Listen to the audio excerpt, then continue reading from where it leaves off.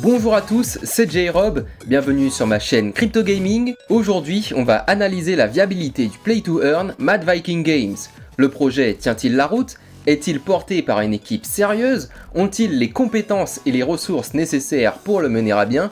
C'est ce qu'on va voir ensemble dans cette vidéo. À l'initiative du studio Mad Viking Games, on a 3 entrepreneurs danois. On a d'abord Daniel Rasmussen, le CEO. On voit ici qu'il est spécialisé dans le business development, le project management. En fait, il vient du milieu des affaires internationales.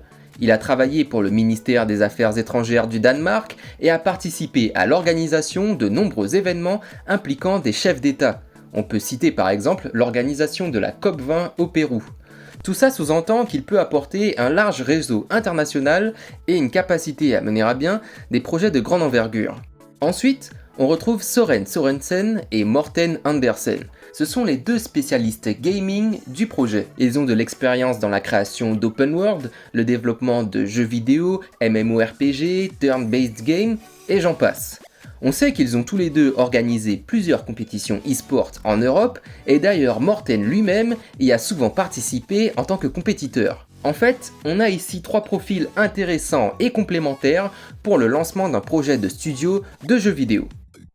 En mars 2021, l'équipe va s'installer au Chili pour créer l'entreprise et faire appel à quelques développeurs pour entamer le projet. Quelques mois plus tard, en octobre 2021, ils vont lancer l'ICO qui leur rapportera un peu plus d'1 million de dollars qu'ils convertiront rapidement en stablecoin. Alors le choix du Chili prend tout son sens puisque développer un jeu de qualité AAA coûte extrêmement cher et qu'avec 1 million de dollars US au Chili, ils ont accès à une main-d'œuvre compétente et pas chère. Après l'ICO, ils ont très vite agrandi l'équipe jusqu'à avoir aujourd'hui plus d'une vingtaine de développeurs travaillant 45 heures par semaine sur le projet. Alors la question qu'on va souvent se poser dans les projets crypto, c'est est-ce que tout ce qui est dit est vrai? Est-ce que les bureaux existent vraiment? Est-ce que l'équipe ne serait pas en train de se la couler douce avec notre argent sur les plages du Chili? Déjà en faisant quelques recherches sur Google ou LinkedIn, on peut facilement retrouver les profils des membres de l'équipe. Mais attendez, il y a encore mieux. Il y a quelques jours, un investisseur américain lambda, comme vous et moi, a profité de ses vacances au Chili pour visiter les bureaux de Mad Viking Games et franchement, il nous a fait un retour extrêmement positif. En fait, il a rencontré une équipe qui travaille dans d'excellentes conditions avec les derniers équipements informatiques. Il a pu constater de ses propres yeux l'avancée du projet et nous a parlé d'un produit de top qualité qui, selon lui, au moment où j'enregistre cette vidéo, est du jamais vu dans le monde du crypto gaming. Il conclut en disant du CEO que sa vision du projet, son ambition et les partenariats mis en place l'ont rendu très confiant dans son investissement. Et je pense que ça a effectivement renforcé la confiance d'un bon nombre d'investisseurs concernant le projet. Donc un grand merci à Cibul NFT pour sa contribution. Maintenant qu'on sait qu'on a une équipe solide et ambitieuse derrière le studio, on va se pencher sur la vision de la team et l'aspect tokenomique. En allant sur le light paper, la première page nous rappelle que les créateurs du projet sont avant tout des crypto-enthousiastes passionnés de jeux vidéo et que l'entreprise va être dirigée en accord avec la culture danoise qui prône le business honnête. Alors c'est vrai que c'est facile de s'autoproclamer comme étant honnête, mais ayant moi-même pas mal voyagé dans les pays nordiques, comme l'Islande ou le Danemark notamment, c'est vrai qu'on va tomber en grande partie sur une population droite et honnête. Ce sont des valeurs qui sont bien ancrées culturellement. Après, il y aura toujours des exceptions. Mais bon, revenons à notre sujet. Ici, il nous parle de la façon dont une entreprise doit gérer les fonds levés durant l'ICO. Et à ce propos, il faut savoir que les 3 leaders du projet ont investi très tôt dans la crypto et ont aujourd'hui des revenus passifs plus que confortables grâce au stacking.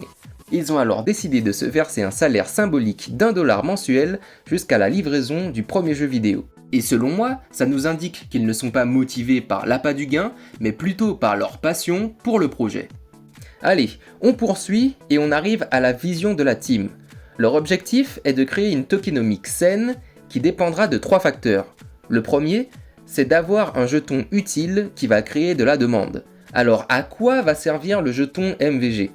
Eh bien, il permettra d'une part d'acheter les NFT pour les personnages, les armes et autres accessoires permettant d'évoluer dans le jeu, D'autre part, il permettra aussi d'acheter des gemmes, qui sont le jeton de gouvernance du projet. Les gemmes, quant à eux, permettront d'acheter des NFT exclusifs. On parle de terrains dans le métaverse, de personnages uniques et d'équipements rares. On pourra également dépenser les gemmes pour participer à des votes et influencer le développement des projets du studio. On pourra par exemple agir sur la création d'un NPC, d'un accessoire ou encore d'un lieu entier dans le jeu vidéo.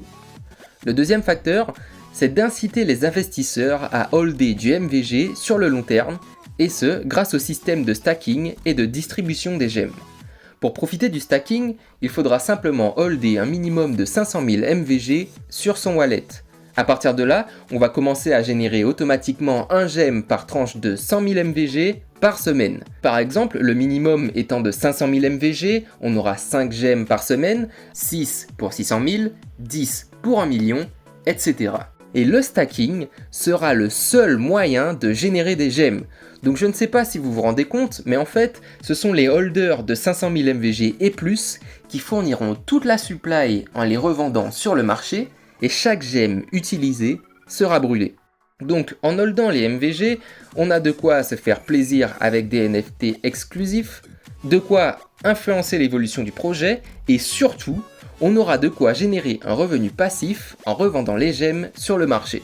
Si vous voulez mon avis, ici, on a effectivement de quoi inciter les investisseurs à garder leur MVG sur le long terme. On passe au troisième facteur qui concerne la distribution stratégique des MVG. Suite à un premier burn, la total supply actuelle est de 14 milliards de jetons avec la répartition suivante. 63% dédiés aux investisseurs, 4% pour le cross-chain et différentes récompenses. Alors ça c'est très intéressant, mais on y reviendra dans une prochaine vidéo. 10% pour le marketing, les partenaires, etc.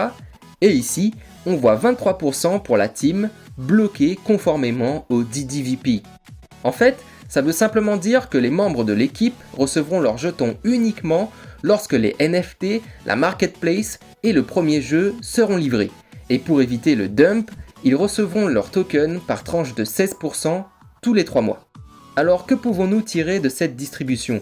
Eh bien d'abord, qu'une grande majorité des jetons va se retrouver dans la main des investisseurs, ce qui évite généralement d'avoir une team capable de manipuler le cours du jeton. Ensuite, que la mise en place du DDVP va motiver l'équipe à aller jusqu'au bout du projet pour être en mesure de commencer à recevoir leurs jetons. Avec l'ensemble des informations regroupées dans cette vidéo, le studio Mad Viking Games semble disposer d'une équipe sérieuse, impliquée et capable de mener à bien un projet aussi ambitieux. L'aspect tokenomique a été très bien pensé et laisse entrevoir de belles perspectives en tant qu'investisseur. Donc selon moi, on a un projet qui paraît tout à fait viable. Alors cette analyse n'est pas un conseil en investissement, je vous invite bien sûr à faire vos propres recherches, à visiter le site web et à rejoindre le Discord du projet pour plus d'informations. J'ai mis tous les liens dans la description. Dans la prochaine vidéo, nous verrons quel est le potentiel long terme pour MVG en abordant la roadmap, l'aspect gameplay, NFT et play to earn.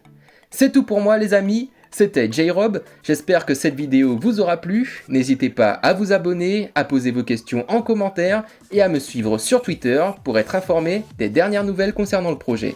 Sur ce, je vous remercie d'avoir regardé ma vidéo et je vous dis à très bientôt.